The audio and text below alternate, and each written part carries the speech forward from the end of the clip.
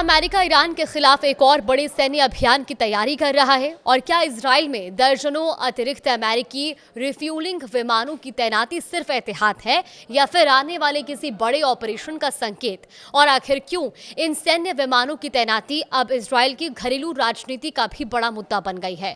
आज के इस एक्सप्लेनर में हम बात करेंगे और समझेंगे कि आखिर अमेरिका की नई रणनीति क्या है, जमीन पर हालात कैसे बदल रही हैं और इस पूरे घटनाक्रम का मतलब क्या है। नमस्कार, आप देख रहे हैं न्यूज़ 18 का डिजिटल प्लेटफॉर्म और मैं हूं आपके साथ जागृति खंतवाल। अमेरिका ईरान के खिलाफ सैन्य दबाव बढ़ाने की तैयारी में है और इसी रणनीति के तहत वो इजराइल में दर्जनों अतिरिक्त एयर टू एयर रिफ्यूलिंग विमान भेज रहा है ताकि लंबी दूरी तक उड़ान भरने वाले लड़ाकू और बॉम्बर विमान बिना रुके लगातार मिशन चला सकें। एक्सियोसिस की रिपोर्ट के मुताबिक वॉशिंगटन ने इजराइल को इस अतिरिक्त तैनाती की जानकारी दे दी है। दरअसल किसी भी लंबी दूरी के सैन्य अभियान में सिर्फ लड़ाकू विमान ही काफी नहीं होते, उन्हें हवा में ही ईंधन उपलब्ध कराने वाले रिफ्यूलिंग विमान पूरे ऑपरेशन की रीढ़ माने जाते हैं और यही वजह है कि इन विमानों की संख्या बढ़ाना किसी संभावित बड़े सैन्य अभियान की तैयारी के तौर पर देखा जा रहा है। अब जानते हैं कि इजराइल में इन विमानों की तैनाती की मौजूदी जो हालात हैं, जो मौजूदा तस्वीरें हैं वो क्या है। देखिए, फिलहाल इजराइल में पहले से ही 60 से ज्यादा अमेरिकी रिफ्यूलिंग विमान मौजूद हैं। इनमें करीब 30 विमान तेल अवीव के पास बेन गुरियन इंटरनेशनल एयरपोर्ट पर तैनात है, जबकि 30 विमान दक्षिणी इजराइल के रेमन एयरपोर्ट पर मौजूद हैं।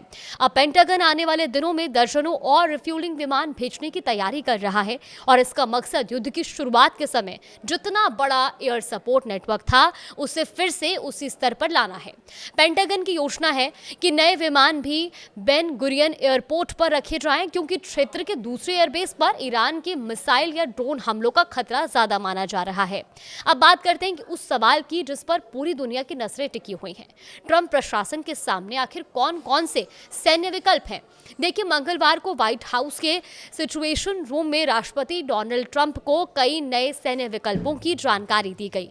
रिपोर्ट के मुताबिक अब चर्चा सिर्फ होर्मुज स्ट्रेट तक सीमित नहीं है। ट्रंप प्रशासन ईरान के भीतर बड़े सैन्य हमलों के विकल्पों पर भी विचार कर रहा है। हालांकि अंतिम फैसला अभी नहीं लिया गया है। अमेरिका की कोशिश है कि ईरान को होर्मुज स्ट्रेट खोलने और अमेरिकी परमाणु शर्तों को स्वीकार करने के लिए मजबूर किया जाए। अब जानते हैं कि संभावित निशाने कौन कौन से हैं। तो देखिए, पहला है ईरान के बिजली संयंत्र यानी पावर प्लांट, जिन पर बमबारी का विकल्प चर्चा में है। दूसरा है ईरान के परमाणु ठिकाने, जहां संवर्धित यूरेनियम के भंडार मौजूद हैं और इन ठिकानों पर हमले की संभावनाओं पर भी विचार किया जा रहा है। तीसरा है पेक्सेस माउंटेन, जहां पर एक संदिग्ध भूमिगत परमाणु सुविधा बनाए जाने की बात कही जा रही है और ये साइट भी अमेरिकी रडार पर है। और अब नजर डालते हैं मौजूदा जंग के हालात पर। देखिए, होर्मुज स्ट्रेट और ईरान के दक्षिणी तट पर अमेरिकी हमले लगातार 7वें दिन भी जारी रहे। अमेरिका ने बंदर अब्बास के पास से कम 7 पुलों को तबाह कर दिया है। बंदर अब्बास ईरान के इस्लामिक रेवोल्यूशनरी गार्ड कॉर्प्स यानी कि IRGC का एक प्रमुख लॉजिस्टिक हब माना जाता है और यहीं से होर्मुज क्षेत्र में गोला बारूद और सैन्य रसद की सप्लाई की जाती है। उधर जवाबी कार्रवाई में ईरान ने जॉर्डन, कतर, बहरीन, इराक और कुवैत में मौजूद अमेरिकी सैन्य ठिकानों पर अपने हमले तेज कर दिए हैं। IRGC ने सीरिया में भी एक अमेरिकी सैन्य बेस पर हमला करने का दावा किया। हालांकि जानकारी के मुताबिक अमेरिकी सैनिक महीनों पहले ही उस बेस को खाली कर चुके थे। तो अब बात उस मुद्दे की जिसने इजराइल की घरेलू राजनीति में नई बहस छेड़ दी है।